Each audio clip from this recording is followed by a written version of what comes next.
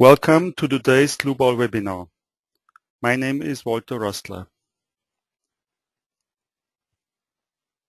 Today's webinar is about the BIM workflow using RFEM and Revit structures.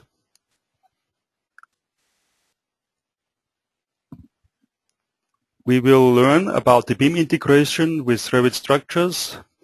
We will see the import and export scenarios, and we will talk about update mechanisms.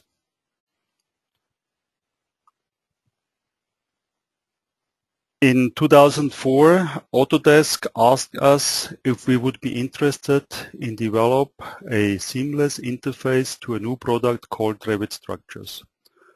We were excited about this and right away agreed that we would cooperate.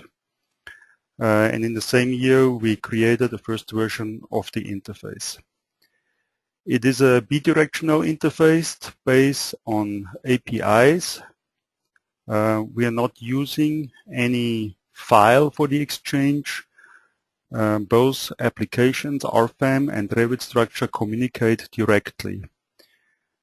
This means that we will not work with files, but we will work with direct communication between both programs.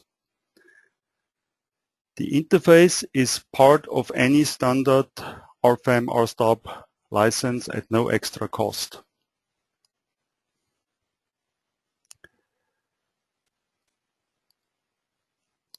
The covered BIM scenarios are following. A, we can export a Revit model to RFEM, and we can also import an RFEM model from to Revit. That means we can use the analytical model which is in Revit and export it to RFEM, which is a great benefit. Not all CAD applications give us this chance. In many cases we have only the physical model, but Revit has the advantage that we have in there also the analytical model that we will see shortly, and we can directly derive a mechanically usable analytical model and start the calculation. So the dominant way will be to export the Revit model to RFEM, but also in RFEM we can create large models pretty fast, and this work should not be lost, and also it is helpful in many situations that we use it then in RFEM for further creating of plans or for doing some cost estimation. Or Revit is also a good access point to other Autodesk programs like AutoCAD and other CAD programs that base on AutoCAD. So once we have the model in Revit, we can most likely also use it in various other programs. So this is why we also implemented the export from RFEM to Revit. In the interface is also covered the update of changes in both directions. That means that we can make changes. For example, in Revit we can add beams, columns, surfaces and so on, and we can update then an existing RFEM model with those changes. Changes are constantly happening in today's planning world, and therefore it is important that we do not have to start from scratch when such a change happens. We'll also see this pretty soon. When we exchange the data, we talk about walls, slabs and foundation slabs, including openings, beams, columns, bracings, and also we can handle eccentricities. All those objects are created, for example, in RFEM, and then we take them from there. For the typical statical objects, stand supports, releases, or rigid links, load cases and load combinations. we cover point loads, line loads, and area loads. When we talk about material exchange and cross-section exchange, we have two different programs. Most likely they have two different names for the same material or for the same cross-section.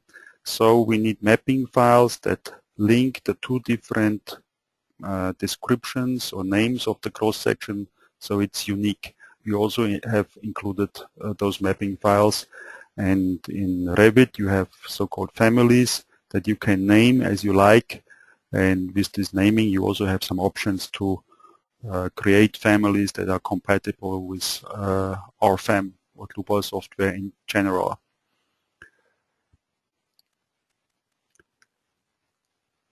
Before we start the live presentation, I'll also would like to introduce my colleague Lukas Sündl. He is with me online today, and he will assist me in answering short questions that you can ask in the questions toolbar. Please keep the questions short so we can briefly answer them. If we should not be able to answer them during the webinar, we will follow up by email. In the live presentation, I will start with a simple model and show the exchange options, and then go to more complex models and show you both scenarios from Revit to RFEM and from RFEM to Revit. I have Autodesk Revit open already, and I've prepared this first example that I'm going to open now as well. In the background I have also RFEM open, but there is no file opened yet. In Revit, we see here a simple model consisting out of columns and beams and some foundations.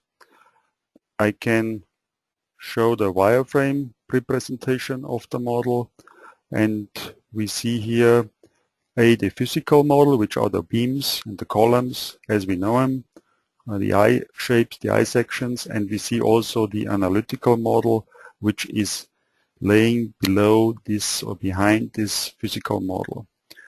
You can show this analytical model here, and we see that we have here a simple stick bar model, including the analytical nodes, and the beginning and the ending is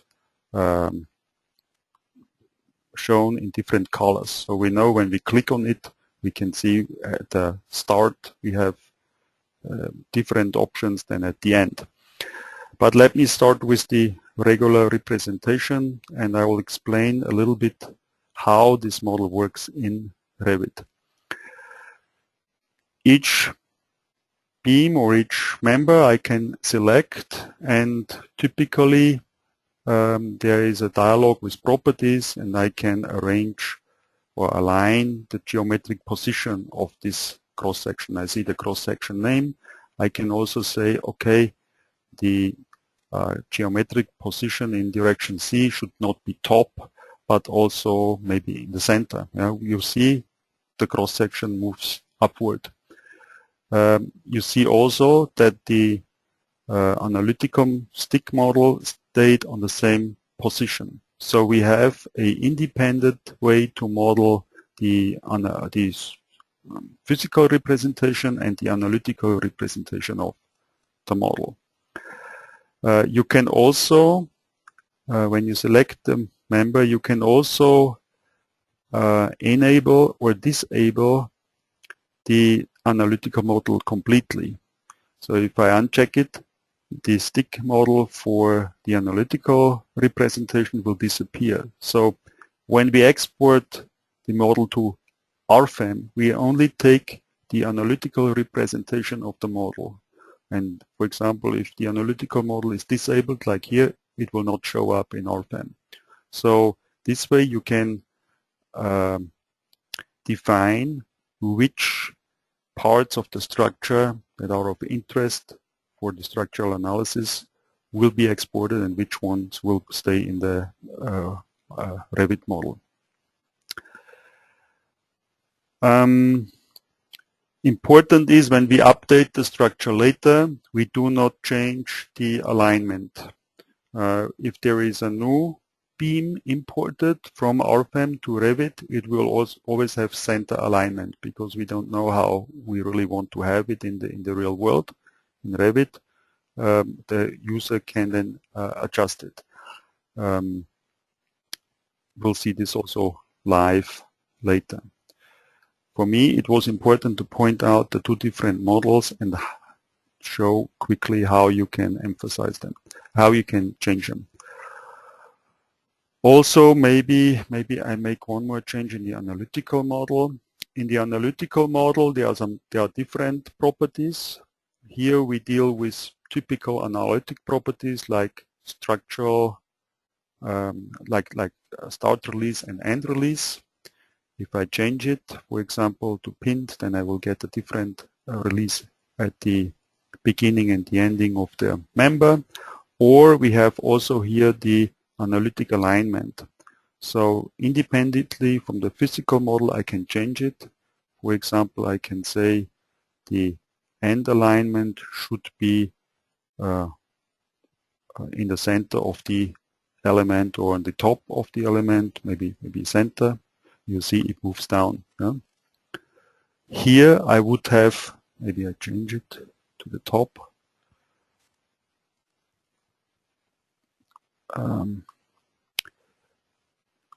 And if I can also bind it to a level that I have defined in here. Huh? You see here that it can happen that there is a gap between the two nodes of the top or the horizontal girders and the cross beam here. I can fill this gap with a so-called rigid or the analytic link that I can manually also enter in Revit, and it will then also be exchanged with RFEM. So there will be a rigid dummy member that connects those two analytical nodes. So if you want to have really those eccentricities and those gaps of members filled, then you can use analytical links. In some situations also the analytical links are made automatically inside Revit Structure. Okay, let me maybe go back and start with the original representation of the model, and I go back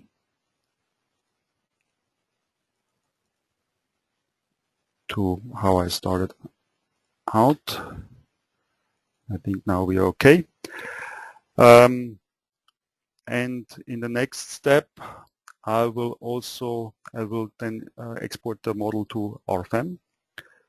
First, I would like to display the wireframe representation so I can see both models in a little bit better way. Here you see also foundations.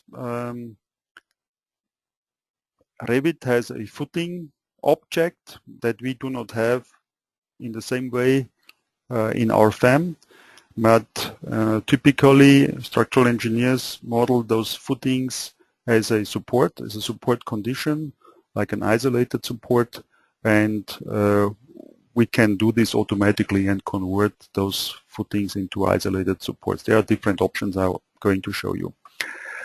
When we start the interface, we find here a Dlubal menu, and we can export and import the model to RFEM or also to RSTAB, which is the more simplified version of RFEM that deals only with members and columns but has no surfaces and solids like RFEM does. Okay, the interface is part of the standard RFEM installation, so it comes at no extra cost. If you would like to install it, all you have to do is install Rfem, important is that there is already an existing Revit installation. So during the installation process, Rfem can recognize that there is Revit and it will automatically install the plugin. So if you don't have it, just reinstall Rfem and it should be available. When I export the model, I get a simple dialog with different settings. First of all, we have the option to change direction of the global z-axis. By default, in Dlubal it's downward. We can say if you want to create a new structure, if you want to override an existing structure, or updating an existing structure. As I said briefly before, export to a file is possible without a license, but you still need a version of Rfem installed on the same computer. You can download, for example, a trial version, export the model, and then instead of seeing the model in Rfem, you get a Rfem file that you can hand on to any Rfem user that has a license. So in this way, Revit users are always able to export or to give a Rfem file to any Rfem user that has a license to work with it. I can define if I apply member eccentricities or surface eccentricities. I can choose if I only want to export selected or only visible objects. And there are some other options I'm not going to explain at the moment that can handle more detailed situations. In the structural settings, I can define whether I want to export only structural data or if I want to export also loads. And because Revit has no automatic load calculation from the weight of the structure, we can, and there's no option to define in which load case it should go, we can set this option by this check here and assign a load case where we want to have automatic self-weight applied to. So all the modeled structure in Rfem will then have self-weight properties, and it will be going into the analysis. Also, we can export combinations and groups to Rfem. There are two important checks here where we can convert isolated foundations to either a nodal support, which is a pin support, or to a surface with elastic foundation. So we're talking now about those supports that we see here in the background. And same thing is valid for linear supports. If we have wall foundations which exist in Revit, we can create automatically linear supports from it. I'll show you this quickly, and I also show you the eccentricities of members and the difference if we export it with or without eccentricities. So I start the export. We see a short protocol. All the changes are logged in a log file that can be used to track down problems or to find references between IDs in Revit and between nodes or members, lines, and so on in Rfem. So this is a helpful file for several for different information that we can use in case we need to clarify some things. I go to Rfem and I see in Rfem I have my model, and instead of a support we have here a elastic elastic bedded slab that has here some default settings for the springs for the support conditions. So you can change it anytime you like. In fact, you should check those conditions before you keep on calculating. We see here also, we have here releases. If I edit the column, you see here there is a member and release which comes from Revit. So all these properties come from Revit, we see the cross sections have been converted. The name in RFEM is IPE 360, and in Revit it was written without any blank between IPE and 360. So we take care of it using those mapping files that you find at import or export, detail settings, and here you can edit those mapping files. You can also export, import them to Excel. So if you'd like to edit them in Excel, you may do this here. The same is valid for the materials. You see here in Revit, the material is just simply as 335 JR, and in RFEM we also implement the code and we add the code designation there, so you can directly reference which material you want and also export input to Excel.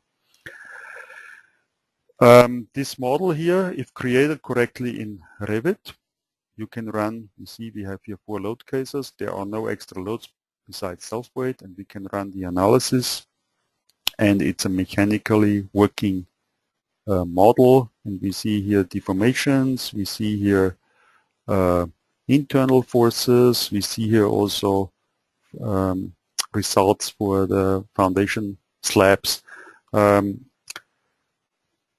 It's clear also that you may not be able, or it's maybe not such a good idea to model such situations like slabs, and there's a column with just maybe one node connected to a slab. We cause singularities. You can change the model as you like. It is a totally independent RFEM model at the moment. You don't have to update it back to Revit. It's just a regular RFEM model. So there's no limitations. It's just as if we would have modeled it manually.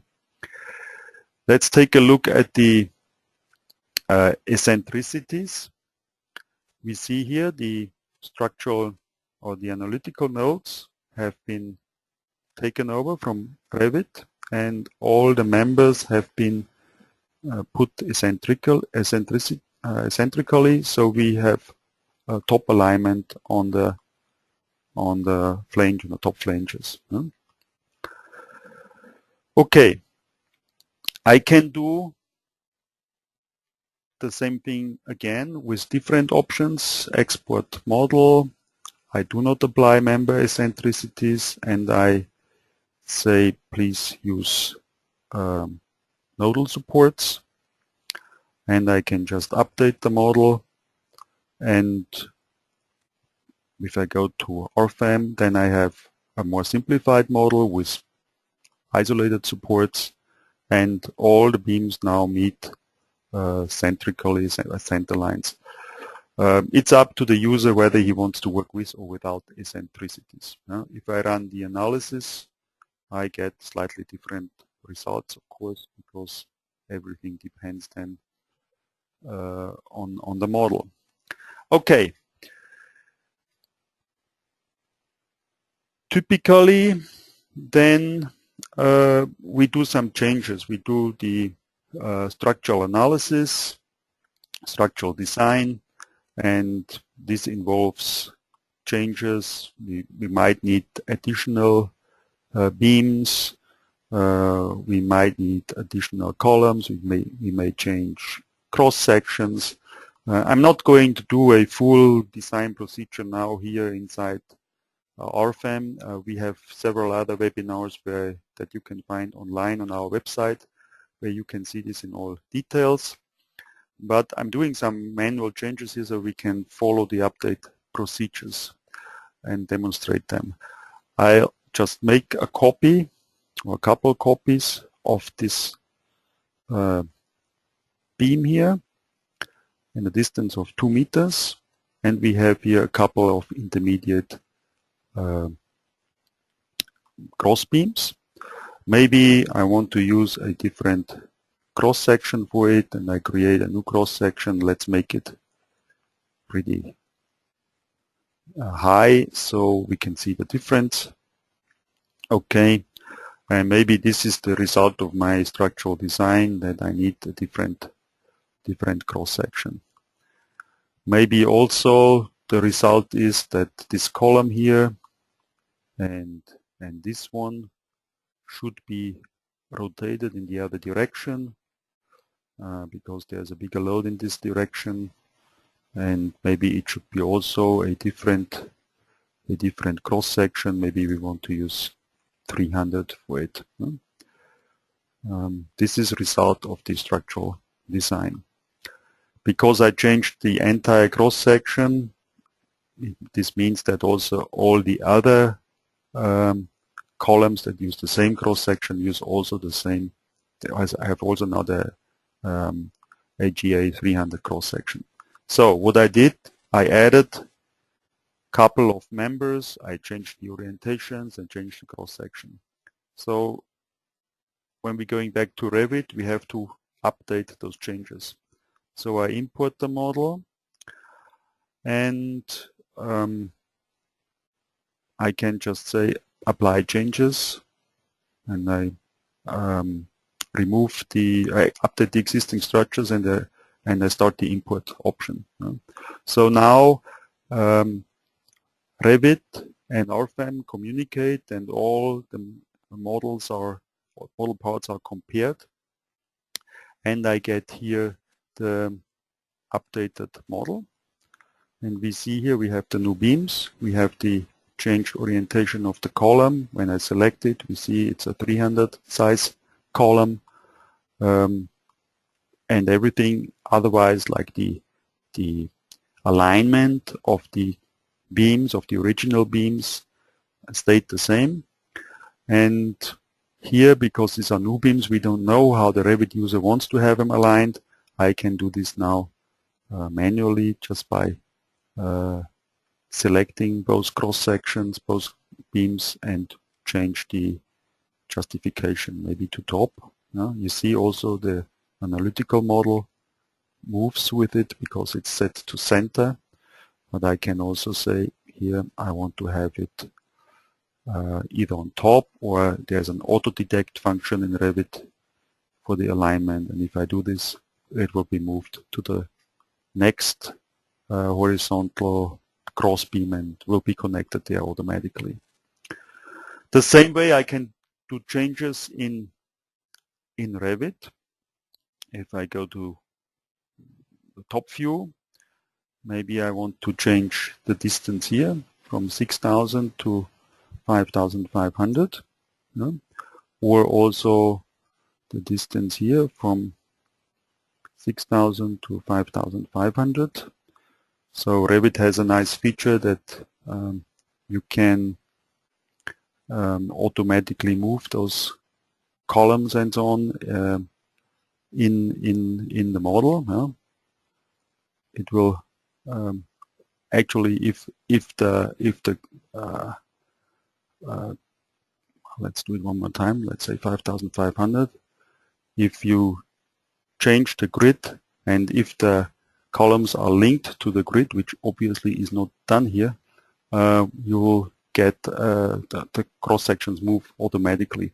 So now I have to see what's wrong here, because it should be centered, and this moves with grid should be part of the grid. So why it is moved? It should be moved to the grid, so I have to move it now manually. This should not actually happen for whatever reason. Okay, go back. Maybe I move it manually. Let's say I can change those cross beams here. I can say I change them to 1,750. And I can also change this to,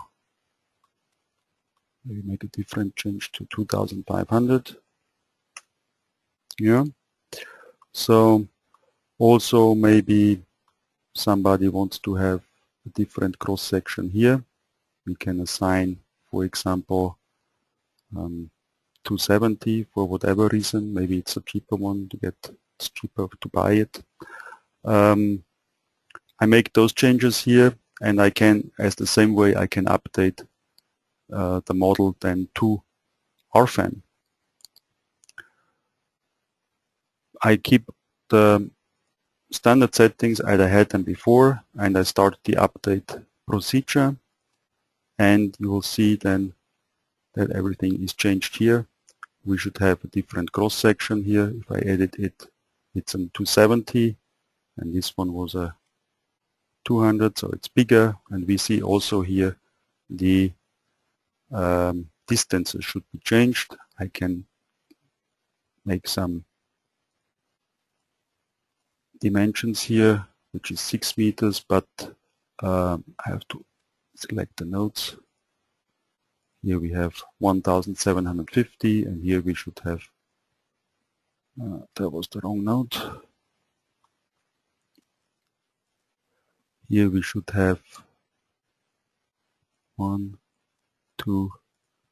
meter 50. Yeah?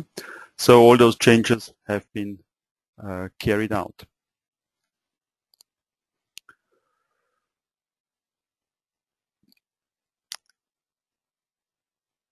Okay.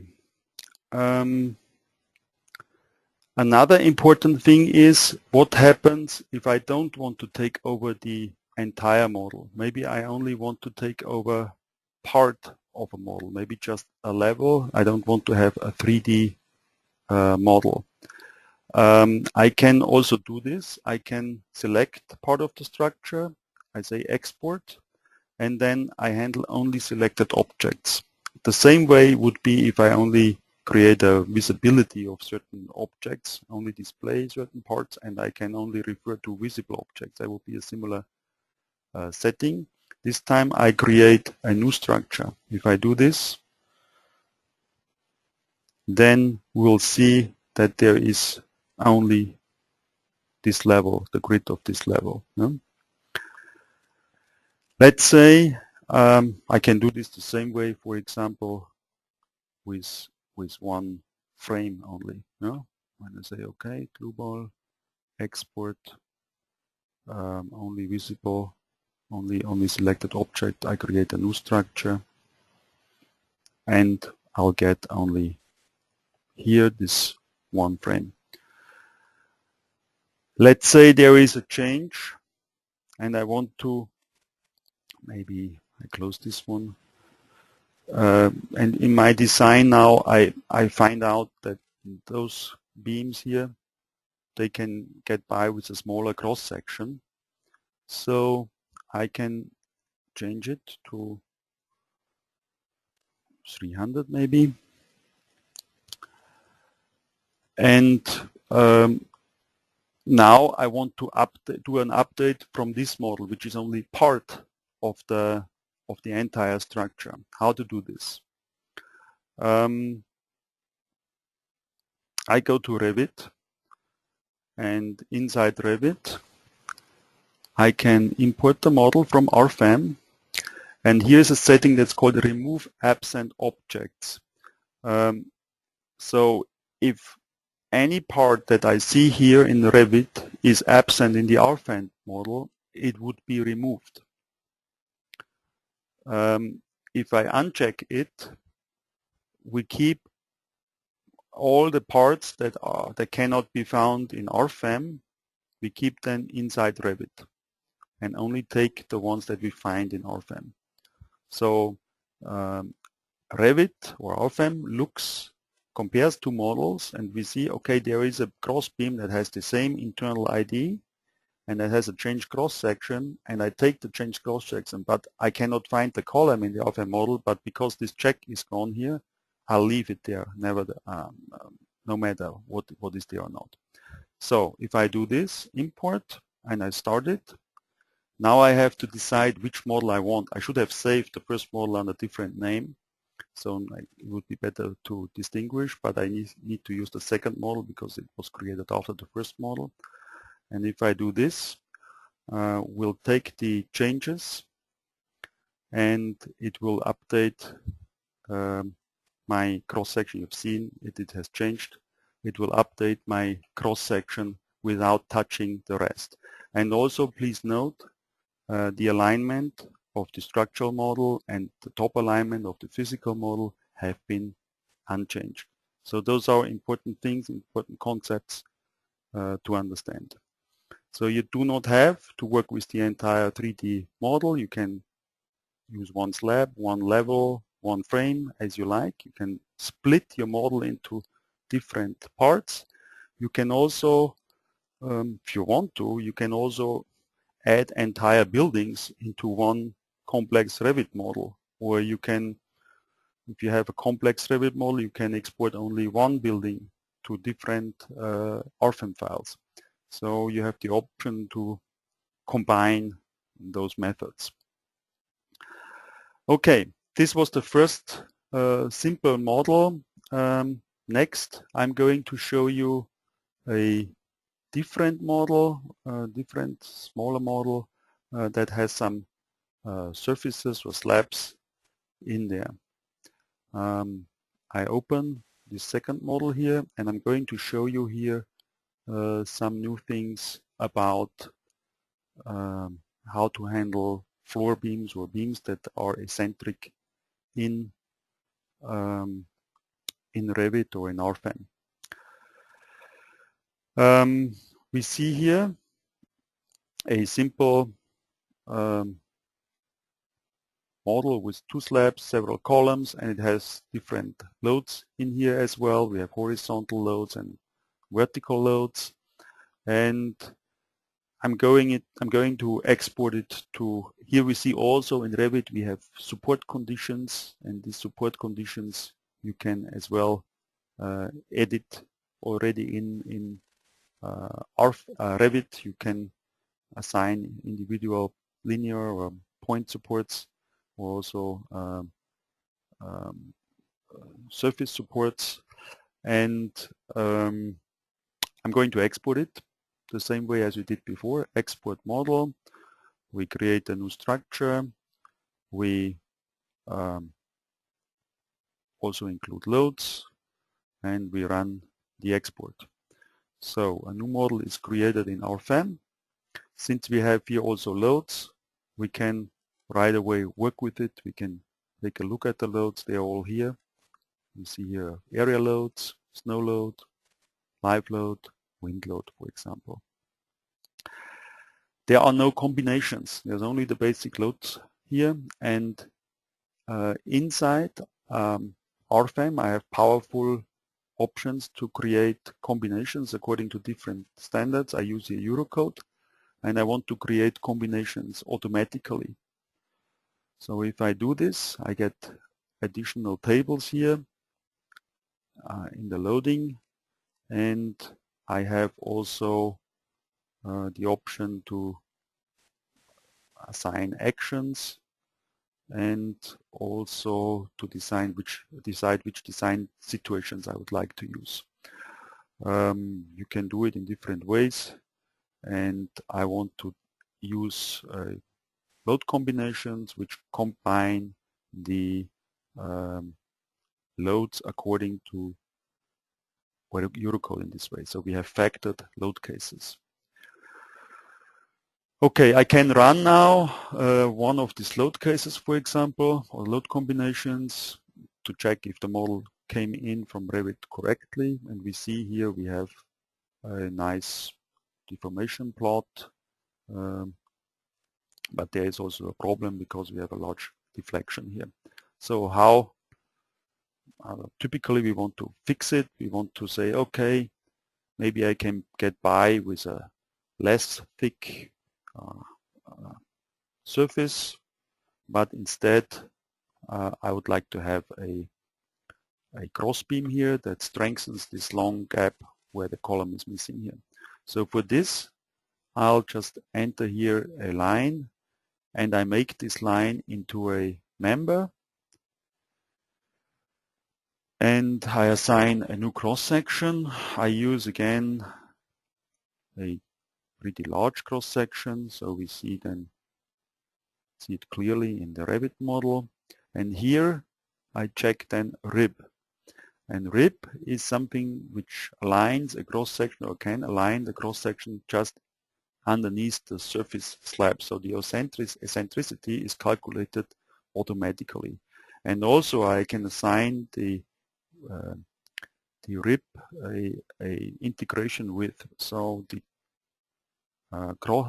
internal forces of this cross section that I'm going or I can design later is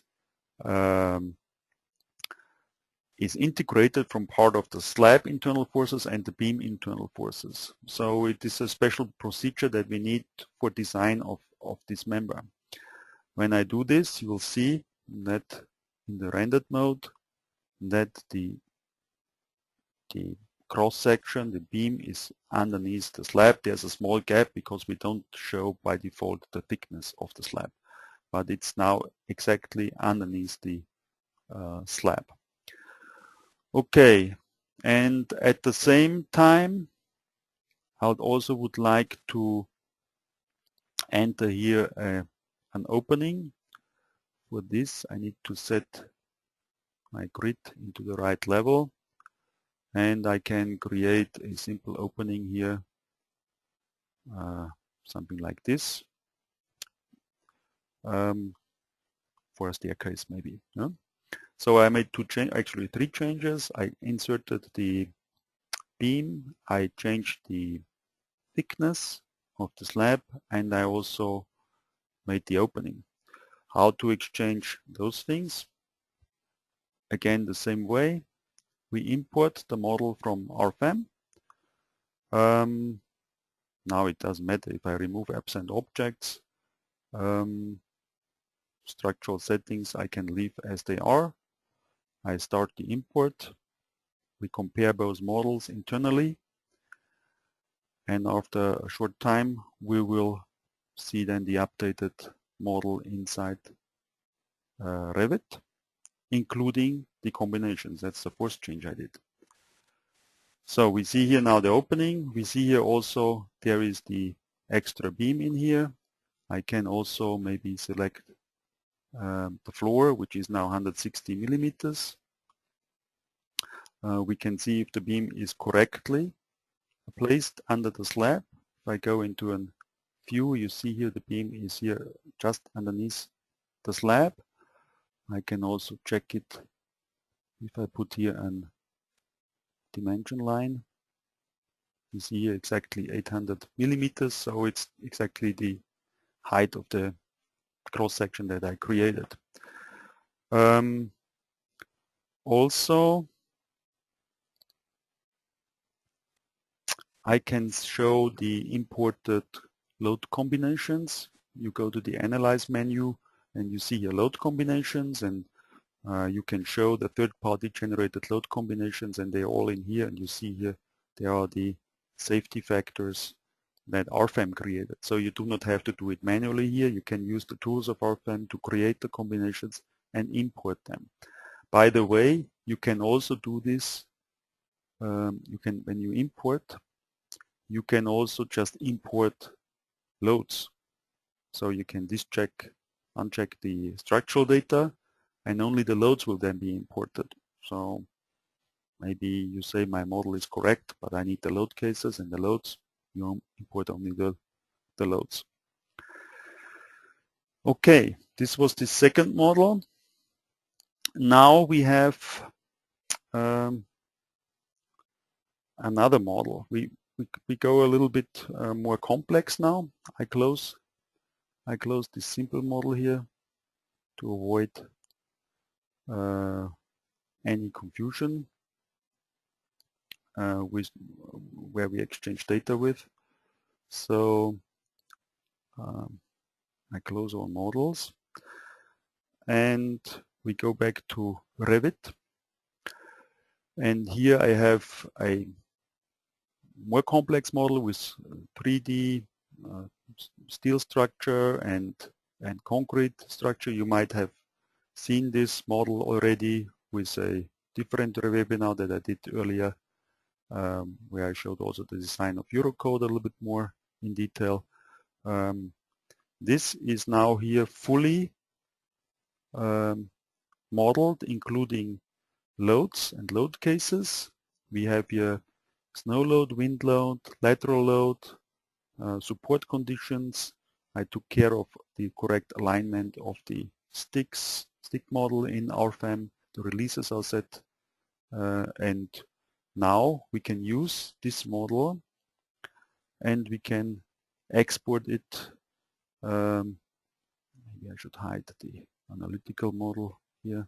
We can export it to RFEM, run the calculation, and then do a short design and update maybe some cross-section. So this could be the scenario of this conceptual design.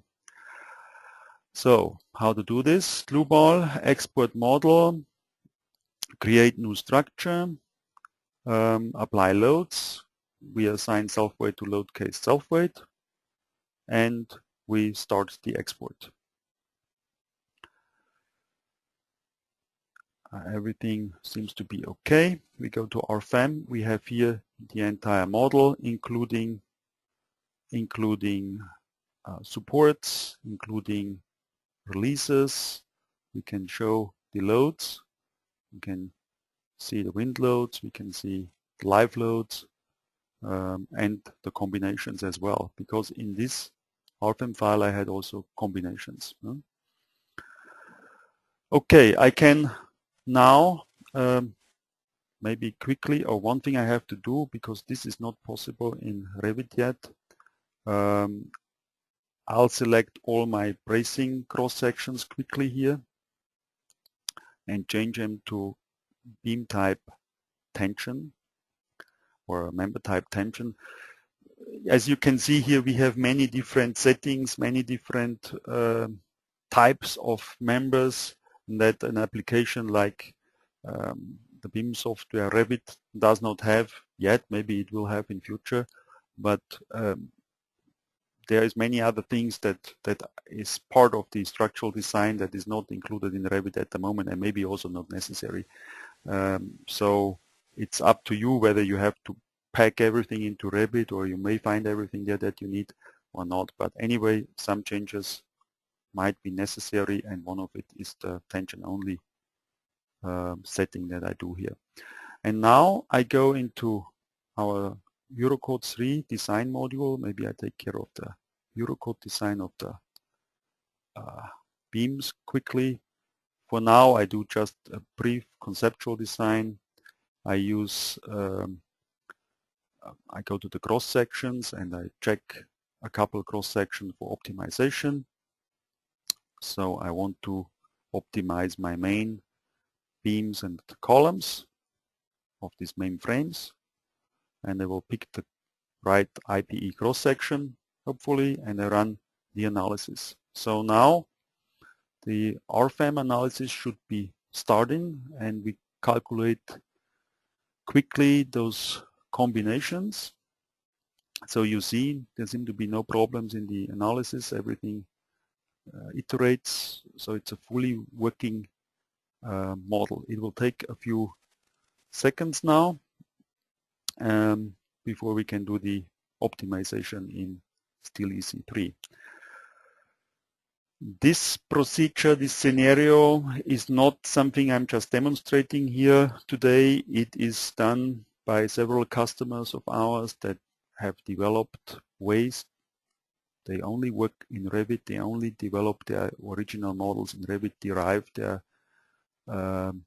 quantities from the Revit model, make their drawings, and then they want to have a quick design after a change in Revit. Maybe they only want to have foundation forces, do some preliminary design of foundations, so they can quickly derive this from such analytical models and are always up to date. So this is something I can really see taking off at some customers now. And this is also why we are doing those developments together with Autodesk. It's also possible, for example, when we have concrete design, that we export then reinforcement to AutoCAD structural detailing. So there can be done a analysis or a plan for a wire fabric for reinforcement and so on inside Autodesk structural detailing, for example. No? Okay, now we have results. We see here the design ratios. We can go back to the cross sections and we see here blue the different cross sections. Now the optimized cross section. We used to have IPE 600, but 400 would be okay. So now I say this is fine. I export all the cross sections to RFEM. Of course, results will be deleted. And then I have here my change cross sections. And this cross section, I'd like to, now everything is checked. Let's say everything is fine. These changes I need to update now in Revit Structure. So I go back, I import the model. This time I don't need the loads because I don't want to change them. I just want to update my structural information. Those programs communicate again, and after a short time we should see the changes here in Revit as well. So it's now writing members, and if I go here I should click on it, and then we see here IPE 360, and here we have IPE 400. So all the changes are done, and also if I go back to the analytical model, I see still here my loads and everything is still there. Everything is okay, and if I want to export it again, I can do it the same way. So this was scenario 1. And the final scenario I'm going to show you now is when we start a model inside RFEM. For this I create a new file here in Revit. I'm using a template that I have prepared for it. That includes all the cross sections and everything I need that are compatible with Dlubal. And in RFEM I open another model, which could be this one. And let's say I have done my design for this building here in RFEM, and now I want to do I want to create a big plan with some views of the building, some explanations that typically a structural analysis software may not have this capability. So I go to Revit, Dlubal, import model. Okay, I can also get my loads if I want to. Now there is no model yet in Revit. Everything is empty, and I can save a lot of time modeling in Revit if I can use the existing RFEM model. There are some messages if we cannot read something because it's unknown or not compatible. There we will display a message. For example, we have result combinations which Revit doesn't have in the same way as we do, so we just leave them out for now. They are not included, and you get a warning here. So, but the rest is here, and you see here there is the 3D model of the structure with all the openings, with all the round corners and everything, and we can go from this in Revit. For example, what I can do is I can create a new plan, a new sheet, A1 metric sheet, for example. Maybe I want to have the 3D model displayed here. Maybe I want to have the east view here, the north view maybe down here, the south view next to it, and the west view here. Now I can move this now a little bit in the center so I know how much room I have. Maybe I leave this here. And I have a nice drawing that I can print out, give to my structural engineers to explain. I can write there. I have all the options that such a BIM software like Revit has. Okay, this concludes my presentation. Before we separate the before we finish the webinar, I'd like to give you a little bit more information. If you have further questions, please visit our website dlubal.com. You find here quite a bit of information. Also, we have a website that is called BIM Planning that has information about this interface and also especially the Revit interface and other interfaces that we have. Dlubal is very active in BIM. We are a member of Building Smart, and we have been the main sponsor of this year's worldwide meeting, the BIM Week and the BIM Forum in Munich. And we are for more than 10 years active in developing of interfaces, not only to specific applications, but also we also support IFC format, for example. And this is a very important part of activity for our company. Also, on our website you find blogs, Facebook, Google+, where you get daily informations. If you look at the blog, you can see here there are interesting comments about projects, about useful features that you can follow.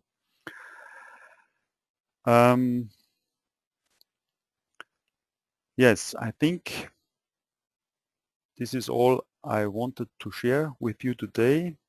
As I said, if you don't know RFEM or RSNOB, or you would like to try out the interface, maybe one more thing, you can download the trial version from our website. It's free, it runs for 30 days.